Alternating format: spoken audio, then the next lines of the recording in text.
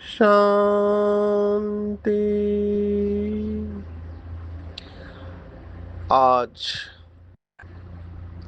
22 फरवरी 2025 भारत में शनिवार है। Today is 22nd February 2025 and it's Saturday in Bharat. आज की मुरली का जादुई रहस्य स्वयं को प्रेरणा देने के लिए है। Magical secrets of today's Murli for motivating the self। आज की मुरली का वरदान बहुत विशेष है, वर्तमान समय से रिलेटेड है। बहुत सुंदर बात बाबा ने सुनाई कि रियल्टी रॉयल्टी को प्रत्यक्ष करने वाली है। मैं ये अनुभव कर रहा हूँ सेवा के फील्ड में और काउंसलिंग में। अंग्रेजी में कहावत है, sun moon and truth cannot be hidden. सूर्य चंद्र और सत्य कभी छिप नहीं सकता है। हर एक की अवस्था दिखाई देगी और दिखाई दे भी रही है। कौन क्या बनने वाला है ये भी स्पष्ट होने वाला है और हो भी रहा है। और एक अभ्यास हमको इन सब में स्थिर रखेगा, हमारी भावनाओं को स्थिर रखेगा, वो है एक्सेप्टेंस। एक्सेप्टेंस माना स्वीकार करना। ये निर्णय हर एक को लेना है कि कहाँ पे हमको रुकना है, कहाँ पे रुकना। ये बहुत बड़ा निर्णय होता है जीवन का। लौकिक जीवन को अगर आप देखो मनुष्य को, तो गवर्नमेंट में 60 साल की उम्र में रिटायरमेंट होती है, तो वो भी आपको रुकने को कह रहे हैं कि आपको 60 साल की उम्र में रुकना है और अपने आप को रिलैक्स करना है। कहाँ पर रुकना है मतलब क्या हमको ड्रामा के ऊपर छोड़ देना चाहिए या पुरुषार्थ करते रहना चाहिए? तो बाबा का जवाब तो है कि जब तक जीना है तब तक ज्ञानामृत पीना है। ये बात मुझे इसलिए इम्पोर्टेंट लग रही है कि कई सारे लोग अभी गिव अप कर रहे हैं। हमको गिव अप नहीं करना चाहिए। मुझे कई सारे फोन आते हैं, वो कहते हैं कि हम बहुत कोशिश कर रहे हैं लेकिन फिर भी हम उस लक्ष्य को प्राप्त नहीं कर पा रहे जो बाबा कह रहा है। अभी मानसिक बीमारियों में ये होता है कि पेशेंस समाप्त हो जाता है, धैर्य समाप्त हो जाता है। और जो इम्पल्सिव नेचर वाले होते हैं, माना जो अपनी भावनाओं को कंट्रोल नहीं कर पाते हैं, वो फिर ऐसे क्षण में गलतियां कर देते हैं। और कई लोगों ने तो ये स्वीकार कर लिया कि मेरा यही ड्रामा में पार्ट है, मुझे उच्च पद नहीं मिलने वाला है, मैं प्रजा भी नहीं दास दासी बनूंगी, ऐसे मुझे कुछ लोग कहने लगे हैं। तो मैं उनको यही कह रहा हूँ कि बाजी कभी भी पलट सकती है, हमको हिम्मत नहीं हारना चाहिए। क्योंकि माया को जीतना हर एक के बस की बात नहीं है। हर एक का ड्रामा में अलग अलग पार्ट है। ये सब बाबा ने पहले से ही हमको बताया हुआ है, इसलिए ये वरदान मुझे बहुत इम्पोर्टेंट और रेलेवेंट लग रहा है। मैं वरदान से ही शुरुआत करना चाहूंगा, क्योंकि पूरी मुरली का ये सार होता है। बाबा ने कहा, प्रत्यक्षता के समय माला के मणके का नंबर और भविष्य राज्य का स्वरूप दोनों ही प्रत्यक्ष होंगे। माना जो भी माला में आने वाले हैं उनको पता चलेगा कि वो माला में आ रहे हैं या नहीं आ रहे हैं। अगर आएंगे तो कौन से नंबर पे होंगे, और भविष्य में क्या राज्य पद मिलेगा वो भी प्रत्यक्ष होगा। और अभी रॉयल फैमिली अपनी रॉयल्टी दिखाएगी, माना रॉयल फैमिली में कौन आएगा ये भी दिखाई देगा। और अपनी रॉयल्टी से वो भविष्य पद को स्पष्ट करेगी। इसलिए रॉयल्टी और रियल्टी का साक्षात्कार कराओ, ऐसे बाबा ने कहा हुआ है। तो हम अपने पार्ट को भी देख रहे हैं, सभी के पार्ट को देख रहे हैं। मैं एक ही बात कहना चाहूंगा कि हमको अभ्यास करते रहना चाहिए। ये जो बाबा के महावाक्य है कि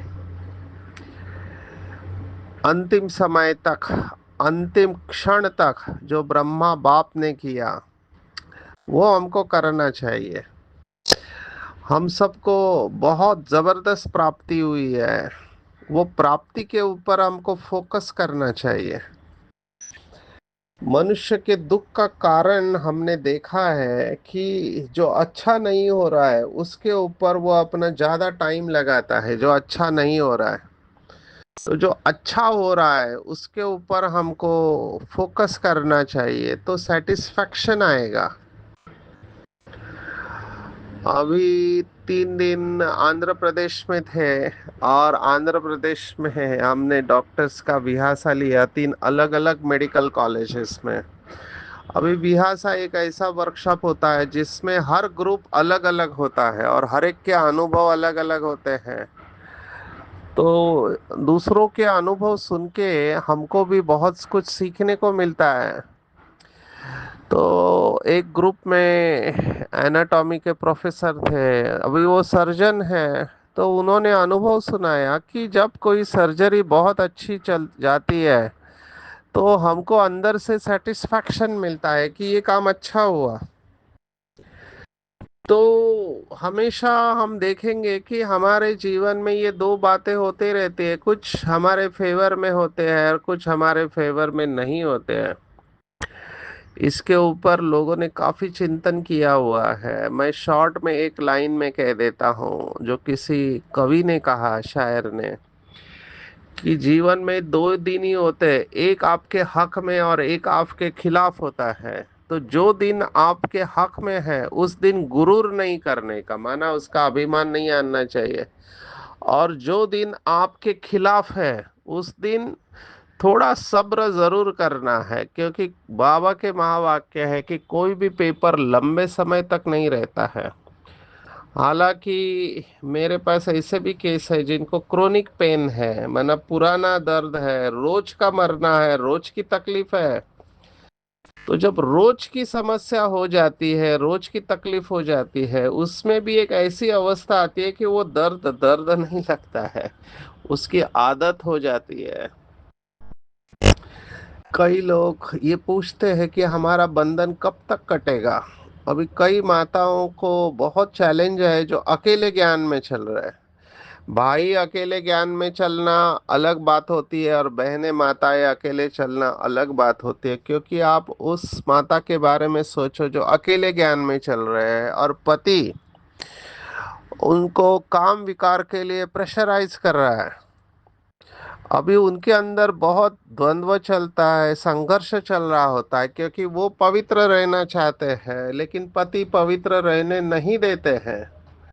आप इस आत्मा के बारे में सोचो जो अकेली ज्ञान में चल रही है और मुरली भी सुन रही है, सब कुछ समझ में आ रहा है, लेकिन इस पेपर के वजह से अंदर से कुछ लोग टूट जाते हैं। और फिर इस कश्मकश में, संघर्ष में, फिर कई सारी मानसिक बीमारियां भी आ जाती है, चिंता लगती है, एंजाइटी आ जाती है, डिप्रेशन आ जाता है, उदास हो जाते हैं।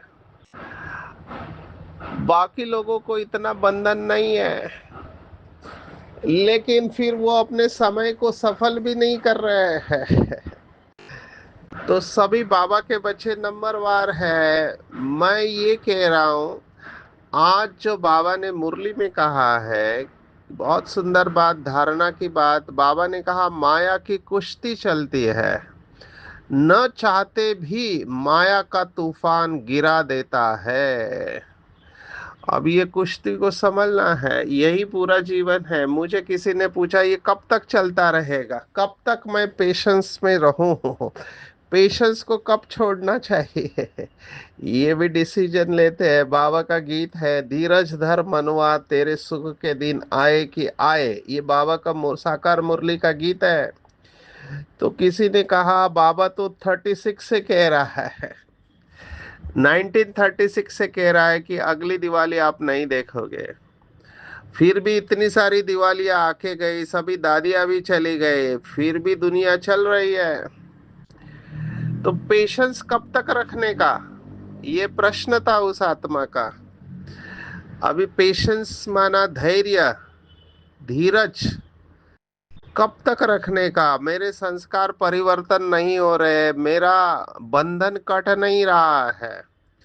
बाबा बहुत ऊंचा बेंचमार्क रखा है बाबा ने संपूर्ण अवस्था का, और मैं उस अवस्था तक पहुंच नहीं पा रहा हूं। तो मन वचन कर्म से मुझे परसेंटेज में मेरे से गलतियां हो रही है। बाबा कहता है संगम युग का एक सेकंड, एक संकल्प भी बहुत वैल्यूएबल है। एक सेकंड गवाया माना अनेक वर्षों का नुकसान हुआ। अभी ये सब बातें बुद्धि में जब जाती है और हम उस मार्ग तक नहीं पहुंच पाते हैं, तो कई लोग तो अलबेले हो जाते हैं। अलबेले लोगों की भाषा है जो मिलेगा सो अच्छा। बाबा को तो पहचान लिया, अभी जो मिलेगा सो अच्छा। कई बहुत सिंसियर होते हैं जिनको जीतने की आदत होती है, वो जब ये नहीं टारगेट पूर्ण कर पाते हैं तो उनके अंदर बहुत निराशा आ जाती है कि बाबा इतना कह रहा है फिर भी मैं क्यों नहीं, मेरे से हो रहा है। तो ये दोनों एक्सट्रीम है। कई लोग बीच में रहते हैं, कई तो दिखावा भी करते हैं। बाबा के महावाक्य है, बाहर से गाता रहेगा अंदर से खाता रहेगा। माना अंदर से इन आत्माओं को पता रहता है कि इनकी अवस्था कुछ खास नहीं है, लेकिन दिखावा बहुत बड़ा करते हैं, क्योंकि दिखावे की दुनिया है। अब ये सब रिजल्ट फाइनल आउट होने वाला है, और इसमें जीतेगा वही जो रियलिटी को लेकर चलेगा, सत्यता की शक्ति वाला होगा। सत्यता की शक्ति बहुत महान शक्ति है, इसको रियलाइज करना है हम सबको। देखो, बाबा जिनको मुरली में याद करता है, महात्मा गांधी जी, उन्होंने केवल सत्य और अहिंसा, इन दो वैल्यूज के ऊपर कितना बड़ा काम किया। हालांकि आजकल उनके अपोजिशन में भी बहुत सारे मैसेजेस आ रहे हैं, लेकिन सत्य और अहिंसा, ये दो गुण के ऊपर इन्होंने कितना बड़ा परिवर्तन किया है खुद में, और लोगों को कितना इंस्पायर किया है। तो ये सत्यता की शक्ति बहुत महान शक्ति है। हालांकि लोगों ने अभी तक इसको समझा नहीं है उस गहराई से, जिस गहराई से बाबा आज की मुरली में कह रहा है। रियलिटी और रॉयल्टी, ये पूरी मुरली चली थी रियलिटी और रॉयल्टी के ऊपर। अव्यक्त वाणी है, पढ़ना चाहिए जिसको अगर मिलता है तो। बाबा ने रियलिटी को ही पूरा बेस बना दिया है। सत्यता के ऊपर भी बाबा की बहुत सारी मुरलियां चली हुई है। अभी सत्य शब्द भी देखो, अंग्रेजी में कहते fact and truth. God is truth कहा गया, गॉड इज फैक्ट नहीं कहते हैं। ये शब्दों से खेलना कई लोगों को अच्छी तरह से आता है। अभी किसी ने मुझे कहा कि नसीब अलग है और प्रारब्ध अलग है, भाग्य अलग है। ये तीनों अलग अलग शब्द है, तीनों का भाव अलग अलग है। नसीब वाले फेटलिस्टिक एटीट्यूड कहते, माना नसीब में होगा तो मिलेगा, नहीं होगा तो नहीं मिलेगा। तो प्रारब्ध ये संस्कृत का शब्द है। बाबा भी प्रारब्ध शब्द इस्तेमाल करता है, इवन नसीब भी बाबा ने इस्तेमाल किया है। लेकिन भाव को समझना चाहिए। प्रारब्ध शब्द जो इस्तेमाल करते हैं वो प्रारब्ध के साथ पुरुषार्थ को भी ऐड करते हैं, तभी उसको प्रारब्ध कहा गया। प्रारब्ध माना जो पुरुषार्थ से मिलता है वो प्रारब्ध है। नसीब माना बिना पुरुषार्थ के मिलता है वो नसीब कहते हैं। तो प्रारब्ध में पुरुषार्थ को अंडरलाइन कराया गया है। तो ये बात मैं इसलिए कह रहा हूं क्योंकि आज की मुरली में ये भी आया है कि कम बुद्धि वाले हमेशा नापास होते हैं। बाबा ने आज ये कहा है, देखो ज्ञान का सागर परमपिता परमात्मा क्या कह रहा है, कम बुद्धि वाले हमेशा नापास होते हैं। एक मुरली में तो बाबा ने यहाँ तक कहा कि जो बच्चे कहते हैं भाग्य में होगा वो मिलेगा मेरे को, तो बाबा ने कहा उनके भाग्य में होता ही नहीं, क्योंकि वो भाग्य के आगे सरेंडर कर देते हैं। माना पिछले जन्म में जो कर्म की है उसके आधार पर आपको अभी का जन्म मिला है, अभी की प्राप्ति है। अभी इस जन्म में आप नहीं करोगे तो कैसे होगा, क्योंकि कर्मों के ऊपर पूरा ड्रामा है। तो इसके ऊपर गहराई से चिंतन करेंगे कि जो भी मेरे अभी कर्म बंधन है, जो भी अभी मेरा ड्रामा में पार्ट है, मैं अकेला हूँ या दुकेला हूँ, माना गृहस्थ में रहता हूँ या बैचलर हूँ, आपको वहीं से शुरुआत करनी है। क्योंकि अभी जो ड्रामा में आपको पार्ट मिला है आपकी इच्छा के अनुसार हुआ है। अभी इसको भी स्वीकार करना कई लोगों को बहुत मुश्किल जाता है, क्योंकि हमने ही चूज किया है, हमारी चॉइस से ही ये यहाँ तक हम पहुंचे। हम जहां पर भी है ड्रामा में इस समय, हमारे कर्मों की वजह से हम वहां पे पहुंचे। अभी हमारे पास चॉइस है कि अपने कर्मों के बंधन को काटना है। ये काटने का लक्ष्य रखना चाहिए कि कर्म बंधन मुक्त होना चाहिए। और अगर जैसे बाबा ने आज कहा नॉलेजफुल के साथ पावरफुल बनो, ये तीनों शब्द बहुत इंपॉर्टेंट है। नॉलेजफुल, पावरफुल और सक्सेसफुल। नॉलेजफुल जितना हम बनेंगे उतना हम पावरफुल बनेंगे। नॉलेजफुल हमको यही बताती है स्टेज कि संकल्प में हार और संकल्प में जीत होती है। पूरा खेल माइंड का है। हार और जीत थॉट में ही होती है, संकल्प में ही होती है। उधर ही हमको जीतना है, बाकी सब ऑटोमेटिकली फॉलो करते हैं। जैसे बाबा ने कहा था कि अमृत वेले से ही अपनी जीवन की ट्रेन को श्रीमत की पटरी के ऊपर रखो। कम वाट में, माना पटरी के ऊपर आप रखो तो ट्रेन चलती रहेगी। जर्नी है ना, ये यात्रा है। ये एक दो दिन की बात नहीं है, एक दो महीने एक दो साल की बात नहीं है। जब तक जीवन है तब तक हमको श्रीमत पर एक्यूरेट चलना है, वहीं पर माया गड़बड़ करती है। आज बाबा ने कहा कि देखो, बाबा निश्चय पक्का कराता है बच्चों को। क्या निश्चय पक्का कराता है कि मैं तुम्हारा बाप भी हूँ, टीचर भी हूँ, सदगुरु भी हूँ। और इस स्मृति में रहने का पुरुषार्थ करो। और माया इसे ही भुला देती है कि मेरा बाप सर्वशक्तिवान है। आज देखो बाबा ने कहा कि ये भूल जाते हैं कि किसका बच्चा हूं और क्या प्राप्ति है। ये भूलने से ही दुख होता है। दुख का कारण विस्मृति है। बाबा ने आज कहा है अव्यक्त इशारे में कि किसका बच्चा हूं और क्या प्राप्ति है। इस पहले पार्ट के अनुभवी मूर्त बनो, ये पहला पार्ट है।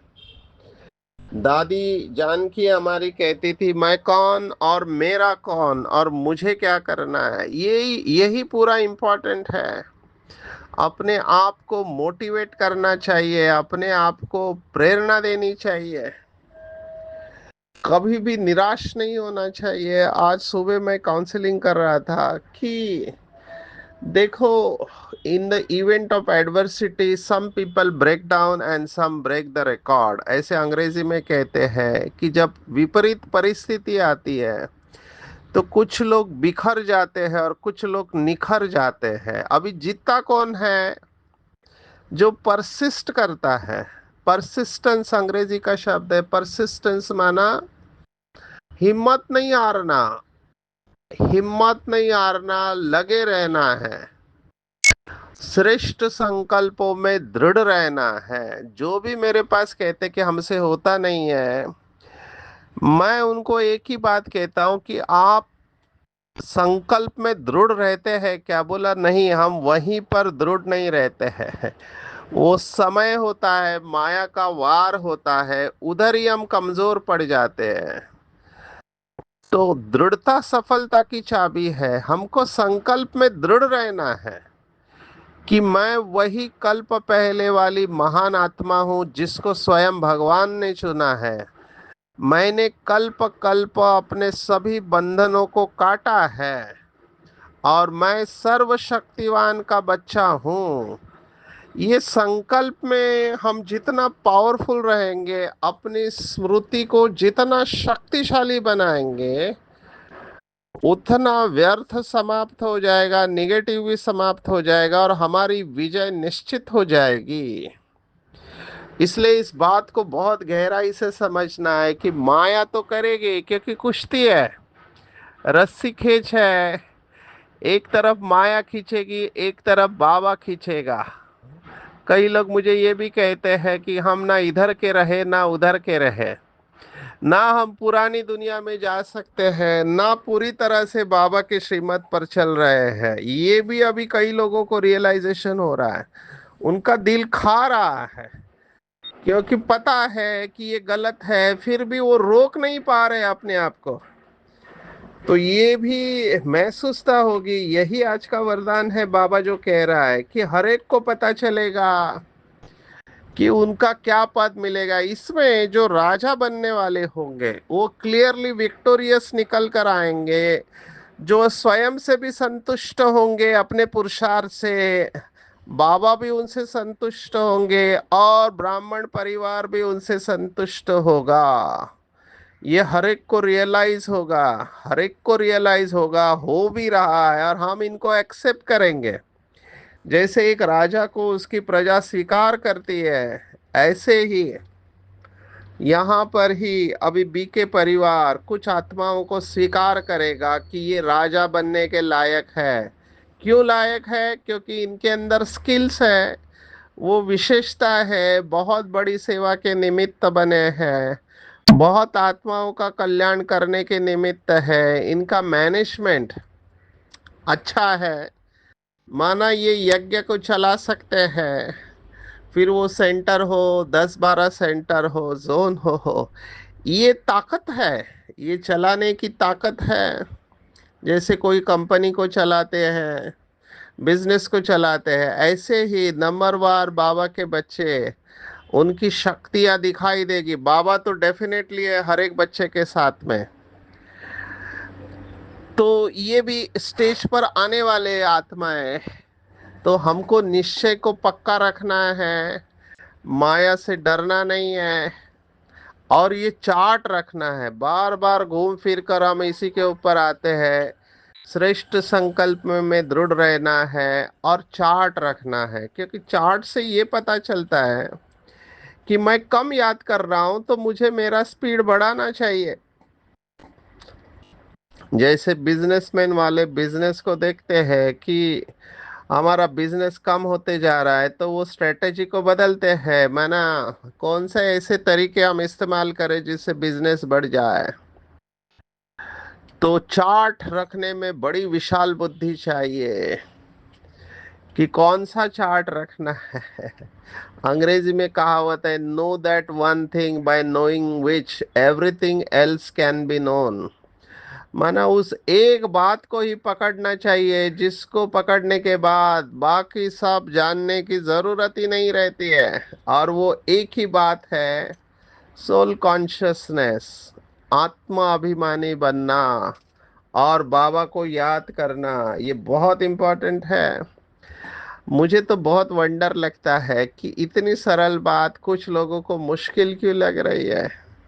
क्योंकि देह का भान और अभिमान बार बार खींचता है, अंदर बहुत कुछ भरा पड़ा है और उसको क्लीन और क्लियर नहीं रख पा रहे। आज बाबा ने कहा काला मुंह कर कहने से इज्जत चली जाएगी, इसलिए सावरा कहते हैं। ये श्याम सुंदर जो नाम आया है, क्योंकि काला बहुत खराब लगता है तो सावरा थोड़ा एक्सेप्टेबल है। आज के मुरली में और एक धारणा की बहुत इंपॉर्टेंट पॉइंट मुझे अच्छी लगी, जो हमारे जीवन में अभी पक्की हो जानी चाहिए, कि केवल बाबा से सुनना है। आसुरी बातों को मत सुनो, मत बोलो। Hear no evil, talk no evil, see no evil and think no evil, ये चार बातें बताते हैं। आज बाबा ने नलिनी दीदी को भी याद किया, जिनका अभी रिसेंटली शरीर छोड़ा। उस आत्मा के ऊपर फोटो था, ये बंदरों का फोटो, कि आंख बंद करना है कान और मुंह से। Hear no evil, think no evil का भी चित्र बहुत इंपॉर्टेंट है। अभी हम सुनना वगैरह तो बड़ी बात हो गई, सोचना भी नहीं चाहिए। बीज को ही पकड़ना है, सोचना ही नहीं चाहिए और सुनना भी नहीं चाहिए। हमने इसके ऊपर बहुत बार देखा है, फिर भी कई लोगों को पता होते हुए भी इसमें कैसे चले जाते हैं, मुझे आश्चर्य लगता है। अच्छे अच्छे बाबा के बच्चे, वहां पे तुरंत फुल स्टॉप लगाना चाहिए, क्योंकि कर्मों की गति बहुत गुह्य है।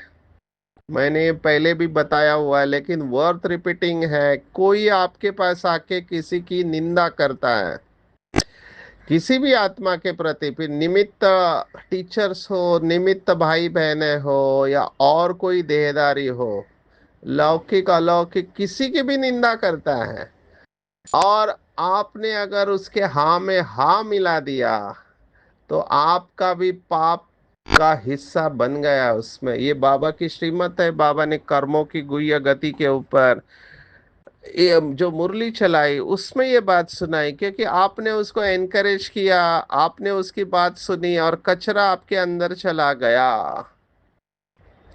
और कुछ लोग ये बात बहुत सिस्टमेटिकली करते होते हैं, भोले भाई बहने इनकी बातों में आके फंस जाते हैं और दृष्टिकोण बना लेते हैं, और फिर वो दृष्टिकोण व्यवहार में आ जाता है और रिश्ते टूट जाते हैं। ये हमने आंखों से देखा है। इसलिए किसी की भी ग्लानि सुननी नहीं है हमको। बाबा की ये स्पष्ट श्रीमत है, किसी की भी ग्लानि नहीं सुननी है। जो करेगा सो पाएगा, जितना करेगा उतना पाएगा, जब करेगा तब पाएगा। मेरा काम है शुभ भावना रखना, मेरा काम है ब्राह्मण परिवार के किले को शक्तिशाली बनाए रखना। व्यर्थ की बातें न सुननी है, न सुनानी है। चित्त मैला नहीं करना है अपना, क्योंकि चित्त मैला हो जाएगा तो बाबा की याद रुकेगी नहीं। क्यों ऐसा होता है कि योग में बैठते समय ये सब बातें याद आती है? क्योंकि चित्त मैला है, और मैले चित्त में शिव बाबा की याद रह नहीं सकती है। इसलिए ये निगेटिव बातें ज्यादा बुद्धि में डालना ही नहीं, ज्यादा या थोड़ी भी नहीं डालना चाहिए। इसलिए ये hear no evil, see no evil, ये बहुत इंपॉर्टेंट है। कोई भी हो, कितनी भी बड़ी व्यक्ति क्यों ना हो यज्ञ की, हमको नेगेटिव बातें सुननी ही नहीं है। हाथ जोड़ के वहां से निकल जाना है। मुझे ऐसे लोग बहुत मिलते हैं, मधुबन से लेकर सेंटर तक की बहुत सारी बातें सुनाते रहते हैं, और इनकी भाषा भी अलग ही होती है। आकर ही बोलते हैं, सचिन भाई आपको ये बात पता चली? जैसे ही ऐसे लगा मुझे ये निगेटिव सुनाने वाला है, मैं हाथ जोड़ देता हूँ। मैं कहता हूँ बाबा को सुनाओ, मुझे मत सुनाओ। तो ये hear no evil, talk no evil बहुत बड़ी बात है। इसके ऊपर चिंतन करेंगे। कहीं मैं ये सब बातें इकट्ठा तो नहीं कर रहा हूँ। व्यर्थ को समाप्त करना है, नॉलेजफुल के साथ पावरफुल बनना है।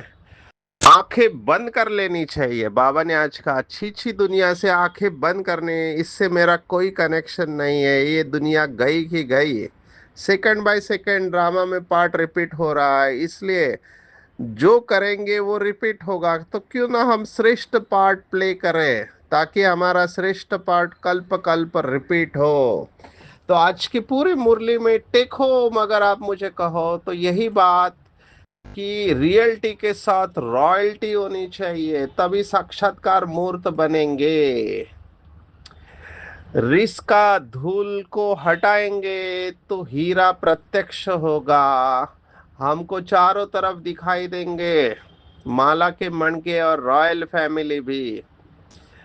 दूसरी इंपॉर्टेंट बात, मैं किसका बच्चा हूँ और क्या प्राप्ति हुई है। नॉलेजफुल बनना है, पावरफुल बनना है, तभी एकाग्रता और एकता से सहज ही मायाजित बन सकते हैं। Hear no evil, talk no evil, see no evil, think no evil.